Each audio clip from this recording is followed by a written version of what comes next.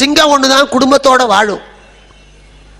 இந்த பெரிய பண்புகள் இருக்கிறதுனால தான் காட்டுக்கு ராஜா சிங்கம். சிங்கத்தை விட சிறுத்தை தான் வலிமையானது. ஆனா சிறுத்தை ராஜா இல்ல. புலி நினைச்சா சாப்பிடும். அது மட்டும் இல்லை, சிங்கம் வேட்டையாடி விட்டு அந்த குட்டிகளை சாப்பிட சொல்லி பெண் சிங்கம் சாப்பிட்டு தான் சாப்பிட்டுட்டு மிச்சத்தை அங்கேயே போட்டுட்டு போயிடும். அதனால சிங்க வேட்டை நடந்தா மற்ற மிருகங்கள் நமக்கு விருந்து கிடைக்கும் காத்திருக்கும். புலி அப்படி இல்லை, தின்னுபிட்டு மிச்சத்தை இழுத்துக்கிட்டு போய் காய வச்சு வத்தல் போட்டு திங்கும். அல்பம். புலி அல்பம். அதனாலதான் பெண்களை புலிம்பாங்க, ஆண்களை சிங்கம்பாங்க. வீட்டில் 4 கொலைக்குழா இருக்கும். நாத்தனார் வருவா திருவிழாவுக்கு, அண்ணே ஒரு கொலைக்குழா எனக்கு கூட. இல்லைம்மா, இது வெள்ளிக்கிழமை போடுறதுக்கு, அது செவ்வாய்க்கிழமை போடுறதுக்கு, உனக்கு அடுத்த திருவிழாவுக்கு வாங்கி தருவேன்பா. கொடுக்க மாட்டா, மனசு வராது.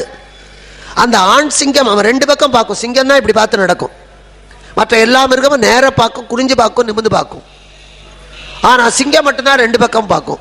ஒரு ஆண்மகன் என்பவன் 2 பக்கம் பார்க்கணும். தெருவில் இல்லை, வாழ்க்கையில். பெத்தவளையும் பார்க்கணும், கட்டினவளையும் பார்க்கணும். தன்னை பெற்றவர்களையும் பார்க்கணும், தனக்கு பிறந்தவர்களையும் பார்க்கணும். வீட்டையும் பார்க்கணும், நாட்டையும் பார்க்கணும்.